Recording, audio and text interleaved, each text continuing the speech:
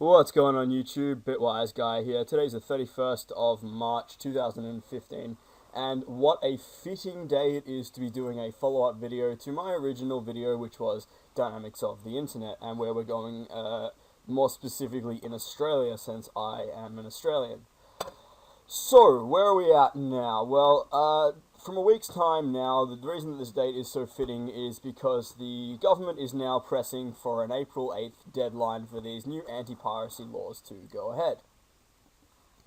So, I don't generally treat gizmodo.com.au as a reputable source of information, technology or otherwise, as Gizmodo is generally caught up in hype journalism and hypermedia, but I thought that they had an interesting and well-written article that I would share for this as a source that I can quote. And I'm not quoting this as a source of fact because, trust me, I don't know whether Gizmodo is factual or not. Most of the time, I feel like they're not.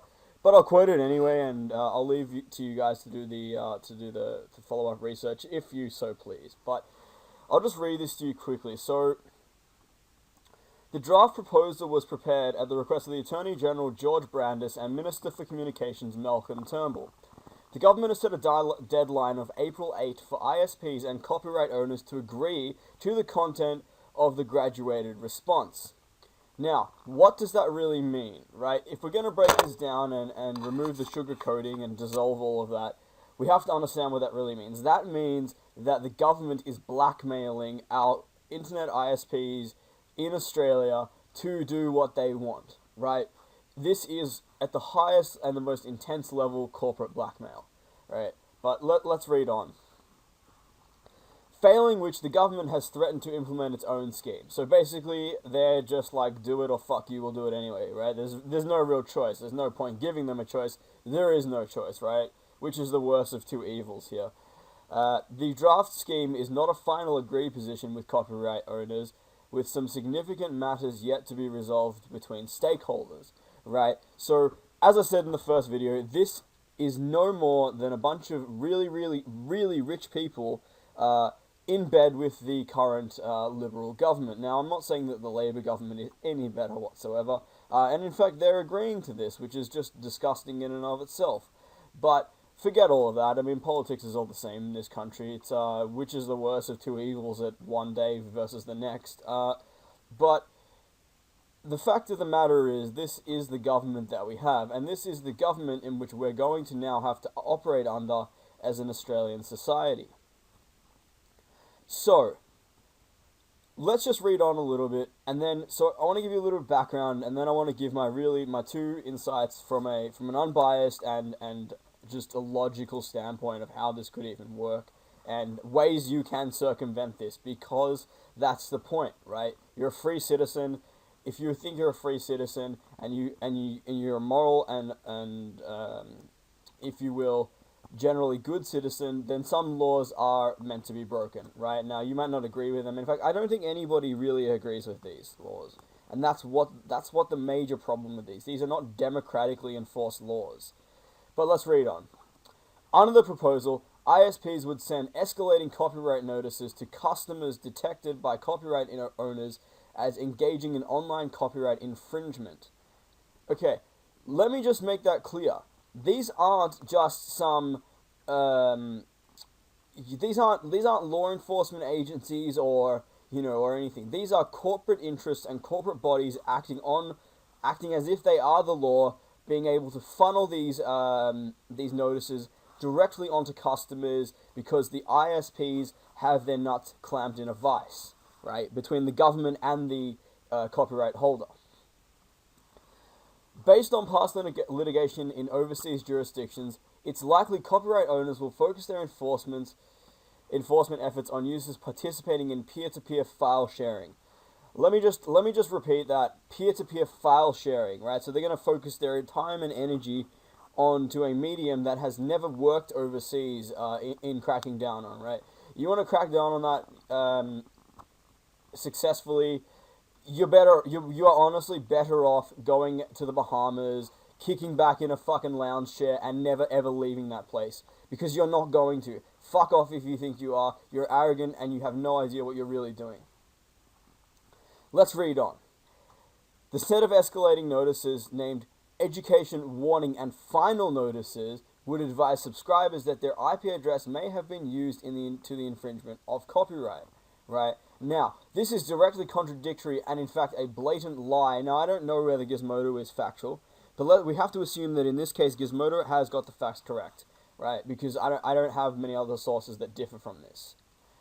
But the government originally said, and as I said in my video, they're going to be collecting metadata. And you guys will remember that I was incredibly cynical about what the fuck that actually means. Metadata, right? We won't be collecting any substantiating information about the person who is attached to these services. And I called bullshit, right? The reason I called bullshit is because without that information, it's fucking useless. Completely. Not even a little bit useless like it is now, but completely useless. Okay? So, let's press on. So, the education notices would provide links to a copyright infringement website detailing ways of accessing authorized content. Holy shit. Do you even understand what that really means? That means the government is funneling you to a single fucking entity. Right? They are going to tell you where you cannot consume and buy content, right? This is like saying, there's a shop here, everyone has to go to this shop now. They're our sponsored shop. This is the best place to go. Right? This is free advertising, like you wouldn't even understand. Like, wait till you see it and you'll understand what I'm talking about. I'm going to skip that little bit, but please do read it. I'm going to go on to the next major point. The system includes some safeguards, including an independent audit and certification scheme. If a subscriber believes a notice has been sent in error, they can challenge it in writing before an independent adjudication panel. What the actual fuck? Like, I don't even know where to begin with that. That is so disgusting in the breach of in terms of breach of privacy and breach of confidentiality from the ISP between the customer. I think from now on, since ISPs are allowed to do this, I think that my doctor I should be able to force my doctor to give up medical information at free will because I want it, because maybe the girl or the guy or whatever that I might be in a relationship with, or, one of my family members or whatever, maybe they have some horrendous disease and I'm paranoid about catching it or whatever, and so I go to my doctor and I say, you, give me that medical information right now, or, well, I'm going to take you to the government and we're going to sort this out, right? It's blackmail. There's nothing else to it. This independent audit and certification scheme, it doesn't mean fuck all. Come on, guys, like, at least, like, don't tell it like it means something, just say straight up, we're assholes, we're gonna do this, there's nothing you can do about it. Alright, fair enough, at least you were honest about it, I'll hate you, but at least we're honest about it. If within 12-month period a subscriber is detected infringing copyright on 3 separate occasions and receives an education warning and final notice, their IP addresses will be included on a final notice list. Copyright owners participating in the 3-strike scheme will be able to request that list of IP addresses and may lodge an application at the federal court to obtain the identity and contact details to the subscribers on the list of their ISP.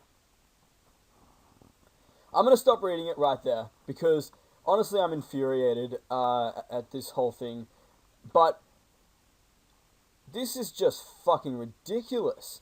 This has no merits. This has no legal grounding. This is just a bunch of people who decided that that's what they're going to do. So, okay, so by that merit, well, there's no point in having laws anymore, right? You can't challenge these things in any sort of substantial way. There's no way for the common person to stand up and say, fuck off, we are not abiding by these, right? It's corporate interest in the hands of government, and the government in the hands of corporate interest. And excuse my French, but they're all cupping each other's balls, and there's nothing that we really can do about it at this present time. At least not on a litigation scale, right? But I'm going to show you something. I'm going to talk to you about something. So, what I have for you guys in this kind of second part, if you've stuck around this long, thank you very much for watching. I'm going to show you an instant kind of way around this whole system. Okay? Now, I don't know where this will go in terms of litigation, and I'm willing to go to federal court over this, and hear me right now, whoever watches this, government, whatever, challenge me on this, okay? Challenge me on my right to protect my identity. So, I hold a subscription to HMA, which stands for Hide My Ass. Now, what I'm going to do is I'm going to open up HMA, and you guys can see, so I'm loading my configuration information right now. And I will put up another video on how to set up HMA. I don't have any affiliation with HMA. I don't have any kind of partnership with HMA. I just like their VPN service. It's convenient and it's effective, and they use the OpenVPN protocol, which is a fairly well known and documented encryption protocol. Because I'm screen capping, it is kind of shitting itself. But let me show you something. So basically, your IP address, in fact, no, I'm not going to do that. That's just silly. But you have a public IP address, and that's available to anyone, and it's registered to your account. So what HMA does is it basically, when it stops crashing on me, because I don't really know what it's doing. If I just open this up, hopefully. Alright, cool. So seems to have opened up two things here, but I'm just going to wait for it to load the configuration. But basically what HMA does is it hides your IP and encrypts all your traffic. So let's say you have a house address of 123 Fake Street, North Bondi in Sydney, right? Now, that's really good, and anyone can find that, and they know exactly where you live, right? But let's say you had a trusted friend or a trusted person that you trust, right? And you have a secret code that you can talk to them in. And they're the only person that knows where you live, and they're the only person that knows what's going in and out of your house, right? Everyone knows who they are. No one cares. That person is just a public figure, and there's nothing that anyone can do about them being that public figure. And let's say their address is, 203 Fake Street, Bondi, or, some place in the United States or whatever. Every single thing you do, it doesn't matter what it is, every single thing you do goes through that person to and from. Every action, every communication, doesn't matter what it is, you pass it through them. All of a sudden, you become almost completely anonymous and unidentifiable, right? Anytime you expose yourself to the internet, you are showing who you are, right? But through HMA and through other VPN services, you are no longer doing that. So, what do I recommend that people do, ultimately? If you have the money, and they're really not that expensive at all, HMA is about $76 a year, I think. It may have been a little bit more because the Australian dollar is a little low at the moment. I think it was about $90, around about there. It wasn't too bad. That's for the whole year. I would recommend going picking up HMA Pro VPN. If you can't afford that or you want a different service, there's quite a few out there. I don't know any of them off the top of my head. Honestly, I've always used HMA. HMA is great. They have a lot of different locations and services and servers, as you can see. So it's really easy. You just basically pick where you want to appear in the world. A server. I recommend that you don't pick somewhere that has weird and wacky piracy laws. So for example, like I have a Netflix America account, so I use the USA servers a lot to fake the fact that I'm not in the United States, because Netflix Australia is fucking abysmal compared to the American service, and I pay for Netflix with my hard-earned money, and so I want to get the most out of it, right? So let me just show you what this does. So I'm going to hit connect to VPN. And as you can see, I am connecting, and it's doing all this fancy looking stuff here. And we just have to wait for it to connect. And 1 second. Alright, I lied. More than 1 second. But I'll just pause the video, and when this thing is connected, I will start it up again and show you what it does. Alright, so I'm back. So, now that I am appearing in the United States, let me go and search up what my IP is currently.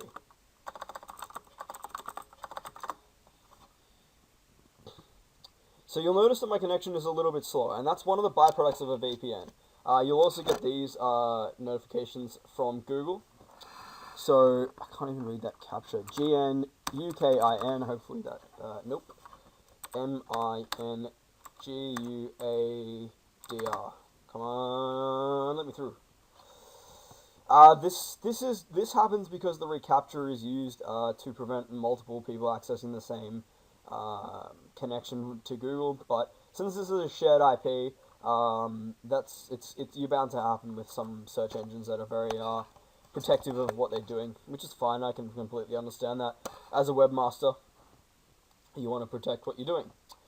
So this appears to be my IP address to the rest of the world. Now you can see that, as you guys know, I am not in the United States at all. I'm in Australia, but I come up as being in the United States. Now my connection is completely encrypted by the HMA services, and yeah, it's unlikely that basically it's very, very difficult for someone like the government or for an ISP or for whatever to find out who you are, especially when you are connecting to a peer-to-peer service, because you appear as this IP address. Now this is not my real IP address. This is in fact one of HMA's many IP addresses. And if you're super paranoid, HMA has this really cool feature which I like, which you can change your IP address every hour or whatever, and you can bounce around the world and make it fucking ridiculous for anyone to try and put anything onto you. So, in short, if we go back to this, basically, this is never going to work because the technology to circumvent this has been around for 10 plus years, and why try and do this now, right? I have a thing where I'm with Netflix, and I recommend guys getting HMA and buying Netflix at the same time. As I said previously, I'm all for buying content and whatever, but don't pay ridiculous amounts of money for it because you just don't need to. That's the thing. You know, go and buy HMA for, what is it? I think it's about $80 a year. And watch my next video if you want to find out how to set up HMA on Windows, Mac, and Linux. And go and pay for American Netflix. You don't need to fake anything. They just take your credit card information. I have all my legitimate payment details in there. I'm not trying to, defraud anyone or anything like that. I'm just trying to consume the best content that is available today, legally and fairly, I guess.